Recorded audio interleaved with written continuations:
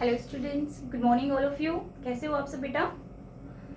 बेटा, आज का जो लेक्चर है उसमें हम क्या करेंगे, रिवीजन करेंगे of the chapter crop production and management. ठीक है, तो आज हम बहुत जल्दी जल्दी सारी चीज़ों को पढ़ेंगे। ठीक है, कवर अप करना है हमें सारा चैप्टर।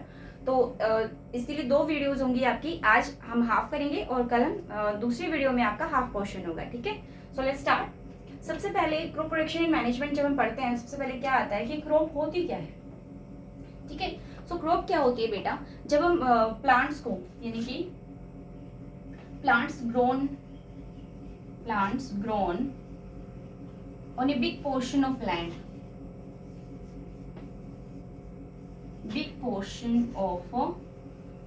यानी कि same kind of plant,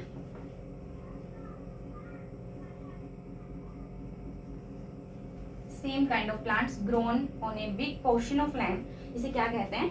crop कहते हैं बेटा। ठीक है, इसके बाद आता है हमारा एग्रीकल्चर। एग्रीकल्चर क्या होता है? जैसे कि आमतौर पे हम समझते हैं कि एग्रीकल्चर खेती करना होगा, ठीक है, लेकिन एग्रीकल्चर जो होता है वो यानी कि क्रॉप्स को ग्रो करते हैं हम। उसके साथ साथ क्या होता है, जब हम रियरिंग जो होता है आपका, रियरिंग ऑफ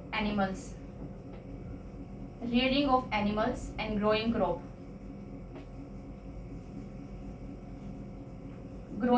इन दोनों को ही क्या कहा जाता है बेटा? एग्रीकल्चर। यानी कि एग्रीकल्चर के अंदर सिर्फ क्रॉप को उगाना नहीं होता, एनिमल्स की रियरिंग करना भी होता है। रियरिंग का मतलब होता है पशुपालन, यानी कि जब हम पशु पालते हैं, किस चीज के लिए हम करते हैं? हम क्रॉप्स क्यों उगाते हैं? क्योंकि हमें अनाज चाहिए होता है। और पशुपालन हम क्यों करते हैं, रियर क्यों करते हैं एनिमल्स को? क्योंकि हमें उनसे मिल्क, एग, मीट सब कुछ चाहिए होता है। ठीक है, तो ये सारा जो होता है ना वो एग्रीकल्चर होता है। इस पे आपके एमसीक्यू क्वेश्चन किस तरह से बन सकते हैं कि rearing of animals and growing crops is called as, तो नीचे आपके ऑप्शंस हो सकते हैं, इज कॉल्ड एज एग्रीकल्चर और क्रॉप और इरिगेशन। ठीक है, तो आपको हर एक चीज की डेफिनेशंस भी अच्छे से आनी चाहिए। फिर आता है हमारे पास कि सीजन्स के बेसिस पे, यानी कि जो हमारे पास विंटर है या समर है, इसके भी हाफ पे हमारे पास 3 तरह की क्रॉप्स हम उगाते हैं मेनली। पहले होती है रबी की क्रॉप, फिर होता है खरीफ की क्रॉप, एक होता है जायद की क्रॉप। तो रबी की जो फसल होती है वो नवंबर में उगाई जाती है और काटी जाती है अप्रैल में। ठीक है, सेम ऐसे खरीफ की जून में आपकी प्लांट की जाती है और अक्टूबर में कटाई होती है इसकी। जायद की फसल मार्च में उगाई जाती है और जून में कटाई होती है रबी की फसल में। अब इसमें से क्वेश्चन ऐसे भी बन सकता है आपका एग्जाम में, जब आप एग्जाम देने जाओगे तो क्वेश्चन इस तरह से बन सकते हैं कि जो रबी की फसल है, जो आपकी रबी की क्रॉप है, वो प्लांट कौन से मंथ में की जाती है। ठीक है, आपको ऑप्शन दे देगा कि नवंबर में, अक्टूबर में, मार्च में, इस तरह से। ठीक है, तो आपको पता होना चाहिए कि प्लांट कब होती है ये क्रॉप्स आपकी, और हार्वेस्ट कब की जाती है, यानी कि कटाई कब होती है। ठीक है, और एग्जाम्पल्स भी से भी यहाँ से भी क्वेश्चन बन सकता है आपका कि रबी की फसल के एग्जाम्पल्स कौन कौन से होते हैं? वीट, मस्टर्ड, ग्राम। ठीक है, गेहूं है, सरसों है, चना है। ठीक है, इसमें कोई और ऑप्शन डाल दिया, मान लो कॉटन डाल दिया। ठीक है, तो इस तरह से आपका इस तरह से बन सकते हैं सारे क्वेश्चन। सेम ऐसे ये 3 एग्जाम्पल देके कोई और डाल दे। ठीक है, तो ये एग्जाम्पल वाइज आपको पता होने चाहिए सारे।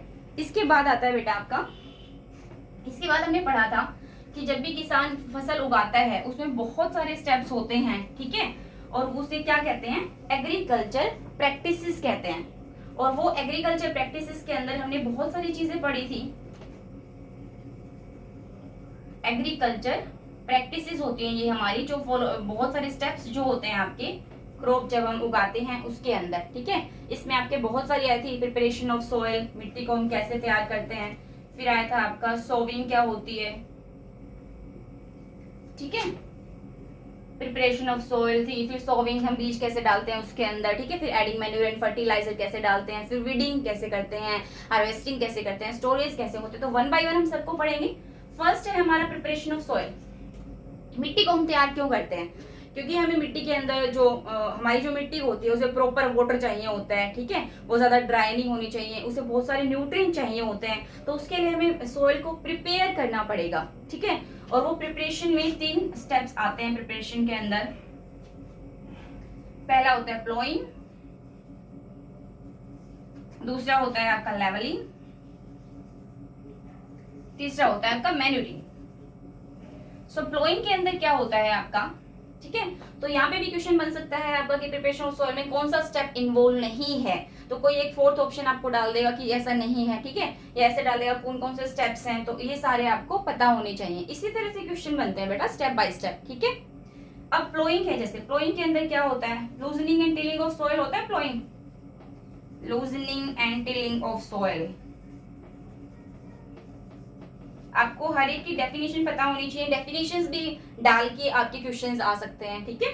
तो प्लोइंग क्या होती है, loosening and tilling of soil, यानी कि जब हम मिट्टी को, पहले के जमाने में तो हल से करते थे, प्लो से, ठीक है, पहले के जमाने में तो हम प्लो यूज करते थे, फिर हो आए आपके, और अब कल्टीवेटर, तीनों से हम प्लोइंग कर सकते हैं, ठीक है। ये तीन आपके इम्प्लीमेंट होते हैं। क्या होते हैं ये, इम्प्लीमेंट। इम्प्लीमेंट्स क्या होते हैं, वो टूल्स होते हैं जिनका हम यूज करते हैं प्लोइंग वगैरह करने के लिए, लेवलिंग मैनरिंग कुछ भी करने के लिए। जो टूल्स हम एग्रीकल्चर के अंदर यूज करते हैं उन्हें क्या कहते हैं, एग्रीकल्चर इम्प्लीमेंट्स। इस पे भी क्वेश्चन आ सकता है, ठीक है, कि आपको दे दे कि जो टूल्स होते हैं उन्हें क्या कहते हैं, ठीक है, और ऑप्शंस आपको बना के दे दे, तो एग्रीकल्चर इम्प्लीमेंट कहते हैं उन्हें, ठीक है। और प्लोइंग के अंदर जो टूल्स होते हैं वो कौन कौन से यूज होते हैं, प्लो होता है, हो होता है, कल्टीवेटर होता है। तो आपके पास तीन ऑप्शन सही हो गए ना, तो एक आपका रॉन्ग है, ठीक है। तो इस तरह से ये ऑप्शन डाल के दे सकता है। फिर आता है आपका लेवलिंग। क्या होता है, देखो बिग प्लोइंग करने के बाद भी आपका जो खेत है उसमें बिग लम्प्स रह जाते हैं, बड़े बड़े आपके मिट्टी, बट इतनी हैवी मिट्टी रह जाती है आपकी, big lumps of sand soil, उन्हें हमें फिर से क्या करना पड़ेगा, लूजन करना पड़ेगा उन्हें फिर से, ठीक है। तो उसे लेवलिंग करना कहते हैं। इन सब के अपने अपने एडवांटेजेस होते हैं, ठीक है। जब हम प्लोइंग करते हैं तो अच्छे से जो होते हैं मिट्टी के अंदर जो मॉइस्चर है वो खत्म नहीं होता है, ठीक है। और अच्छे से अगर खेत आपका अच्छे से प्लोइंग हम करेंगे उसकी, तो आराम से इजीली जो पौधा है वो ब्रीद कर पाएगा, ठीक है। एयर ट्रैप हो जाती है बीच में आपकी, ठीक है। तो लेवलिंग के भी इस तरह से फायदे हैं, ठीक है, मॉइस्चर खत्म नहीं होने देता ये। फिर हम क्या करते हैं, मैन्यूरिंग करते हैं, यानी कि हम उस जब हमने लेवल कर लिया खेत को हमने पूरे को, तो हम क्या करेंगे, उसमें खाद डालेंगे, ठीक है। ये बीज डालने से पहले भी करते हैं, समय समय पर हम डालते रहते हैं, ठीक है। To add organic substances in field. Manure जो होती है आपकी वो ऑर्गेनिक सब्सटेंस होते हैं, जो जैविक जो पदार्थ होते हैं उनसे बनती है, ठीक है। तो इसके बाद हम पढ़ेंगे बेटा, सेकंड स्टेप आता है हमारा, क्या आता है सेकंड स्टेप हमारा, सोइंग। हम बीज को कैसे डालेंगे इसके अंदर, प्रिपेयर कर ली हमने मिट्टी हमारी अच्छे से, हमने लेवल कर लिया, उसको खाद भी डाल दी हमने। सेकंड स्टेप हमारा आता है सोइंग का। अब हमें क्या करना है, बीज डालने हैं उसके अंदर। तो सोइंग क्या होता है, to add seeds in the crop, to add seeds in field, जहां पे हमें क्या करनी है, हमारी फसल उगानी है। तो आपको अच्छे से डेफिनेशन आनी चाहिए, डेफिनेशंस पे भी क्वेश्चंस बन सकते हैं आपके, ठीक है। तो इस तरह से सोविंग की डेफिनेशन ये वाली होती है। सोविंग के फायदे, किस तरह से हमें सोविंग में प्रिकॉशंस क्या क्या बरतनी चाहिए, क्या क्या सावधानियां हमें रखनी चाहिए सोविंग के अंदर। तो सबसे पहले बेटा आपकी जो मिट्टी है वो ड्राई नहीं होनी चाहिए, ड्राई नहीं होनी चाहिए, वाटर प्रॉपर होना चाहिए उसके अंदर, ठीक है। ऐसा नहीं हो कम हो या ऐसा नहीं हो ज्यादा हो। तो सोविंग के हमारे पास तीन मेथड्स होते हैं। पहला होता है ब्रॉडकास्टिंग, पहला होता है आपका ब्रॉडकास्टिंग। ब्रॉडकास्टिंग में हम क्या करते हैं, ऐसे अपने हाथ से इधर उधर फेंक देते हैं बीजों को, ठीक है। Sprinkle by hand, sprinkle by hand, यानी कि हमारे हाथों से बीजों को पूरे खेत में फेंक देते हैं। इसका नुकसान क्या है, कहीं पे ज्यादा हो जाएंगे, कहीं पे कम हो जाएंगे, ठीक है। तो ब्रॉडकास्टिंग मेथड ये होता है, अच्छे से डेफिनेशन आप लर्न करोगे इसकी, इस पे भी क्वेश्चन बन सकता है आपका एमसीक्यू। इसके बाद ब्रॉडकास्टिंग के बाद होती है आपकी सीड ड्रिल। सीड ड्रिल जो होती है वो किस तरह से होती है आपकी, इस तरह से पाइप होता है, ऊपर ये फनल लगी होती है, ठीक है। कोई भी हल वगैरह या मशीन वगैरह इसको खींचती है, ठीक है। तो यहाँ से क्या होता है, जो बीज जो होते हैं वो एक एक पाइप से जाते जाते हैं और प्रॉपर डेप्थ पे नीचे यहाँ मिट्टी में जाते हैं, और वो पीछे एक वो लगा होता है कुछ, वो इसको मिट्टी उसके ऊपर मिट्टी को करता जाता है बीजों के ऊपर, ठीक है। ये सीड ड्रिल मशीन होती है आपकी, ठीक है। ये पहले के जमाने में हल के पीछे भी लगती थी, आजकल मशीनों के पीछे भी लगती है, ठीक है। इस तरह से इसका फायदा क्या है कि प्रॉपर डेप्थ पे जाएगा आपका जो बीज है, वो ना ऊपर होगा ना नीचे होगा, प्रॉपर डेप्थ पे होगा जहां उसे होना चाहिए, ठीक है।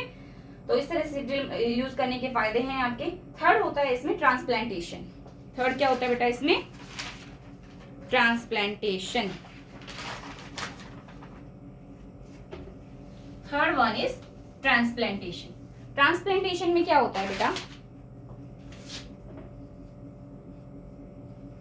ट्रांसप्लांटेशन में देखो, ट्रांसप्लांटेशन आपने सुना होगा। ट्रांसप्लांटेशन में क्या होता है कि पौधों को एक जगह से यानी कि एक जगह से दूसरी जगह पे क्या करते हैं, ट्रांसफर करते हैं।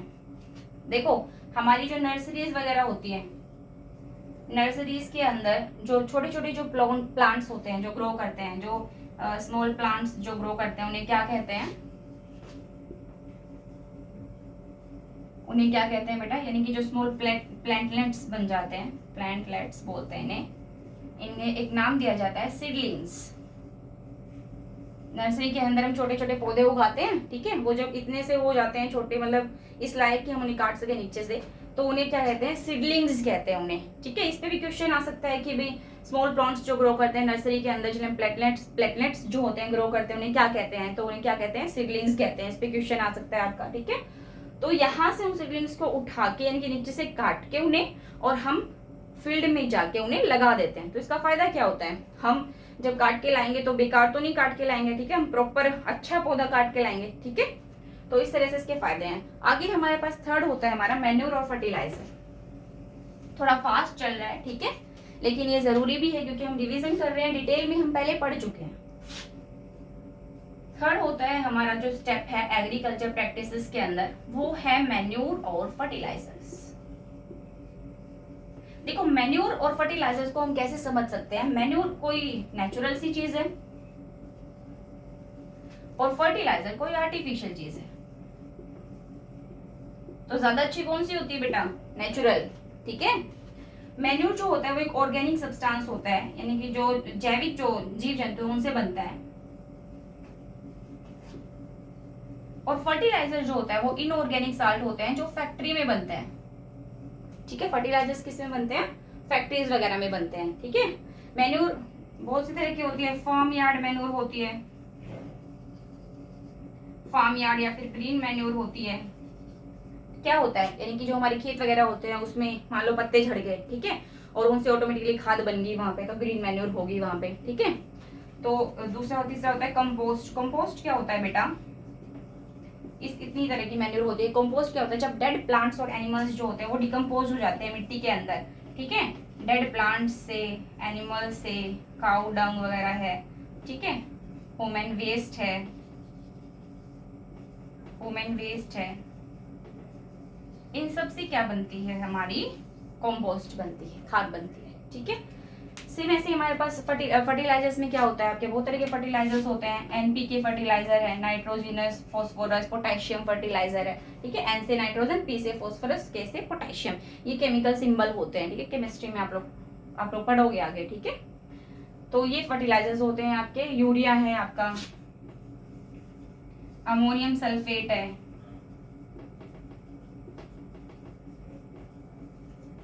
इन सब के बारे में जो सबसे इंपॉर्टेंट जो चीज होती है बेटा वो क्या होती है कि जो फर्टिलाइजर्स जो होते हैं वो न्यूट्रिएंट स्पेसिफिक होते हैं। फर्टिलाइजर्स जो होते हैं वो न्यूट्रिएंट स्पेसिफिक होते हैं, यानी कि किसी एक न्यूट्रिएंट में वो रिच होंगे। अगर हम नाइट्रोजनस फर्टिलाइजर लेके आएंगे तो वो नाइट्रोजन में रिच होगा, उसमें बहुत ज्यादा मात्रा में नाइट्रोजन होगी, तो ये पानी में आसानी से घुल जाते हैं, ठीक है। और मान लो कि हमारे खेत में हम बार बार गेहूं उगा रहे हैं तो नाइट्रोजन की कमी होगी, तो उसको ये आसानी से पूरा कर देते हैं, ठीक है। लेकिन कुछ एक डिसएडवांटेज भी हैं, वाटर पोल्यूशन, सॉइल पोल्यूशन इसके, ठीक है बेटा। तो इतना ही करेंगे हम, ठीक है। इनके बारे में आपको डिटेल में आप पढ़ सकते हो, जो प्रीवियस वीडियोज हैं आपके उनसे। ओके बेटा, थैंक यू।